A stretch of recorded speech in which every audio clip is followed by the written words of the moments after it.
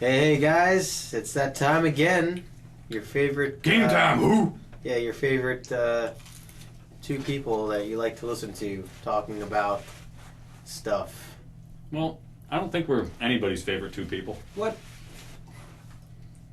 I thought you said that we get tons of emails daily that talk about how people just love us. No?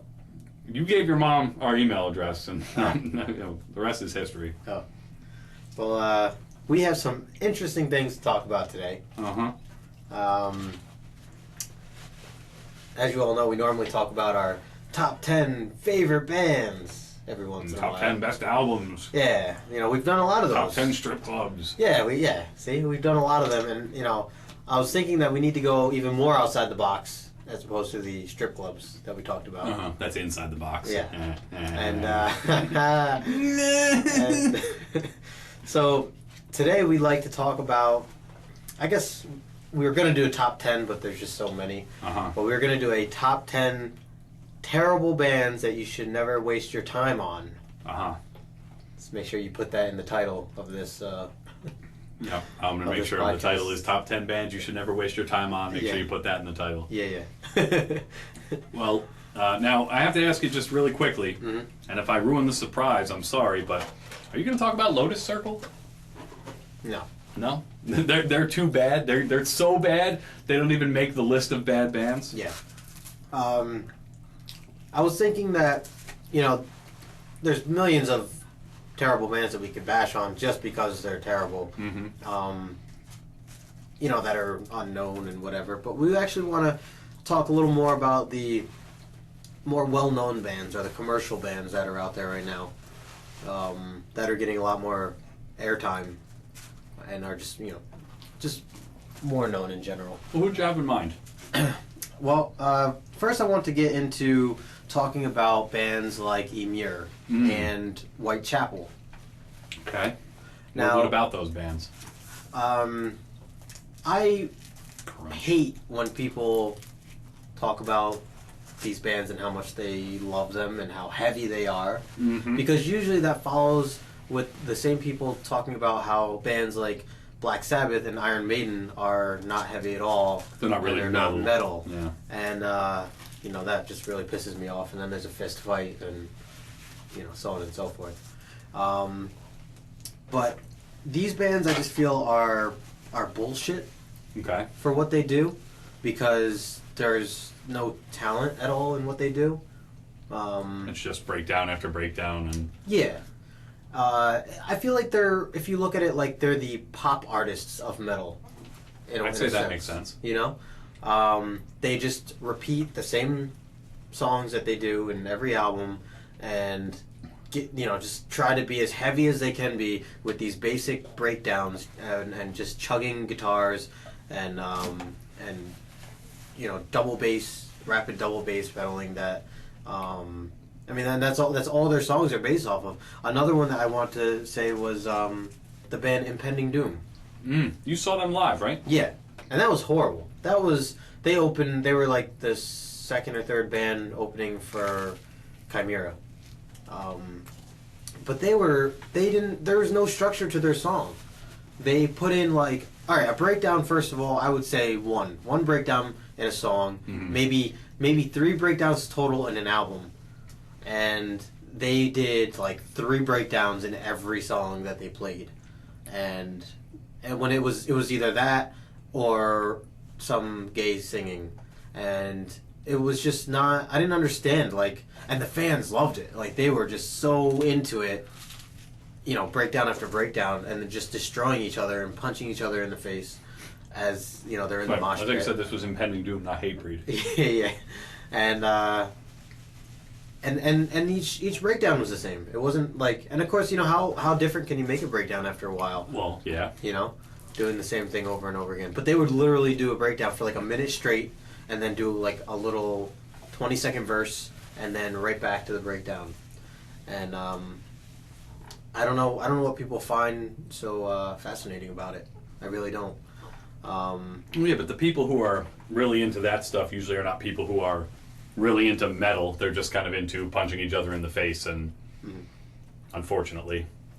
Yeah. Because, breakdown, there used to be, the word breakdown used to describe a section of a song, where it was like a solo or, things just changed up. Like a bridge. Yeah. Really, it would be the term for it. Now a breakdown is just slamming on some chords and screaming and... Yeah.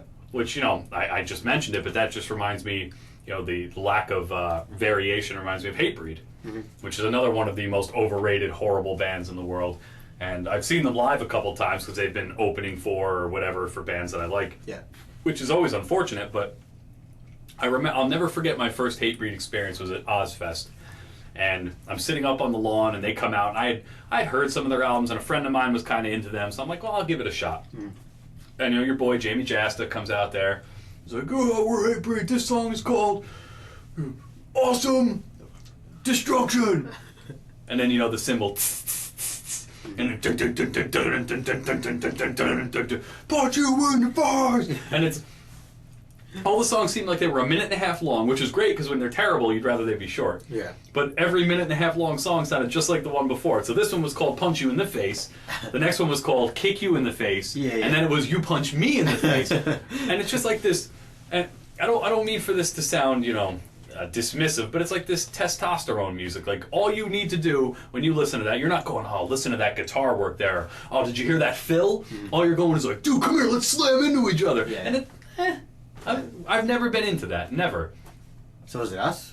Are we the problem? Yeah, maybe we are. Maybe we're in the minority. Yeah. But I mean, based on doing the site and the bands that we review, it sounds like most people tend to like good music. But so Hatebreed ranks right up there. Oh yeah, for sure.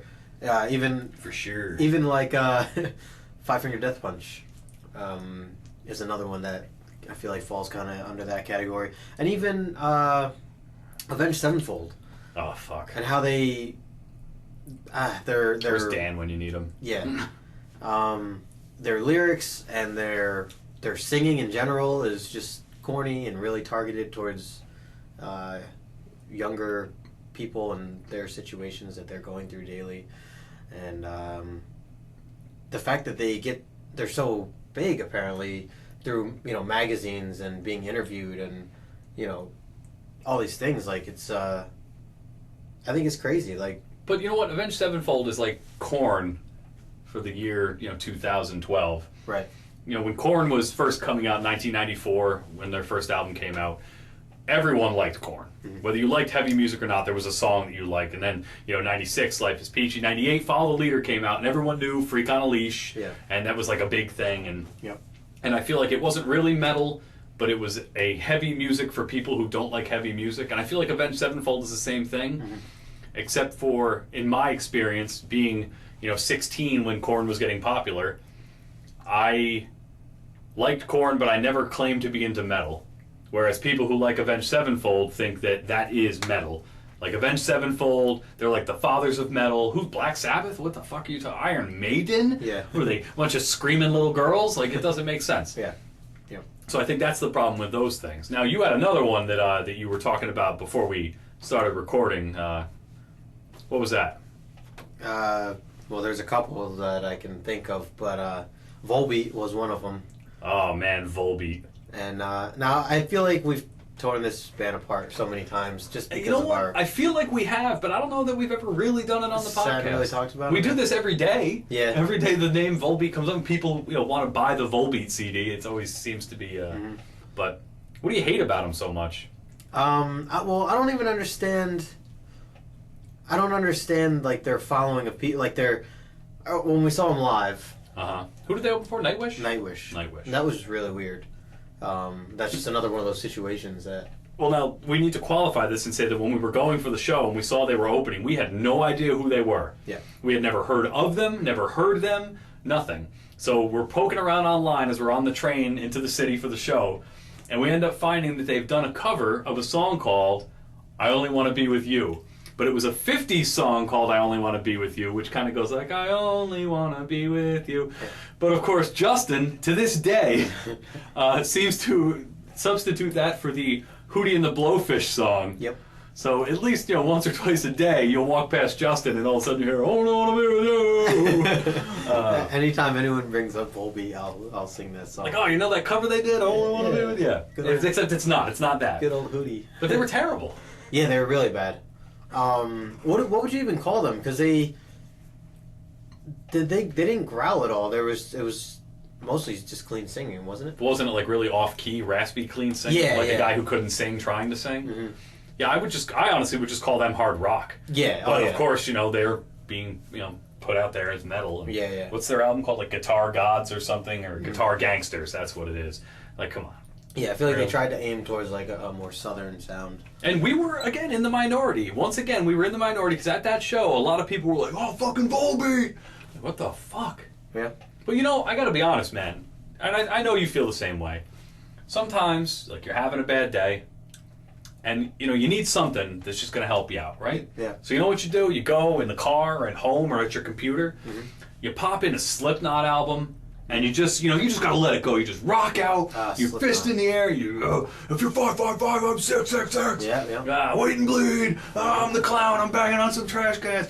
Until someone walks in. Yeah. And then you have to deny. Yeah, If your fair girlfriend asks you if you like Slipknot, you say Nope. Niet. Because guess what? She'll dump you. Yeah. At least she should. Yeah. But people love Slipknot. I mean, you just had this experience where they were playing the same show as Slayer. Mm-hmm. And it's like, oh, who's playing the show? Oh, well, it's Asking Alexandria, yeah. And Motorhead, Slayer, well, Slipknot, no. That's exactly what every fan there sounded like. At least the ones that were there for Slipknot and Asking Alexandria. Like, I know I bring this lyric up a lot, and I just said it, but I feel like Slipknot fans, when they're just hanging out, like at a show, they like walk up like, hey man, how's it going here? Say Slipknot, are you 555? I'm 666. I feel like Slipknot fans are like the Trekkies of the new generation. Like, Yeah. they're the people who, there's so many of them that you just can't defeat them. Yeah. But from the outside looking in, you're like, fucking assholes. Yep. Yeah, that was a rough experience for me. I'm glad you Like made that. it out with your asshole intact. yeah, seriously.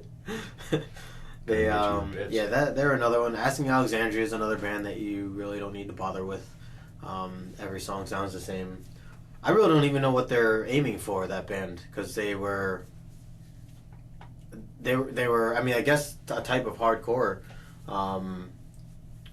but with, I don't know, some clean singing also, and it was like almost like what A Day to Remember used to be. Before they became a pop punk band. Mm-hmm. They're kind of doing stuff Well, like that's- that, and they're more about high school situations Yeah. and things like that.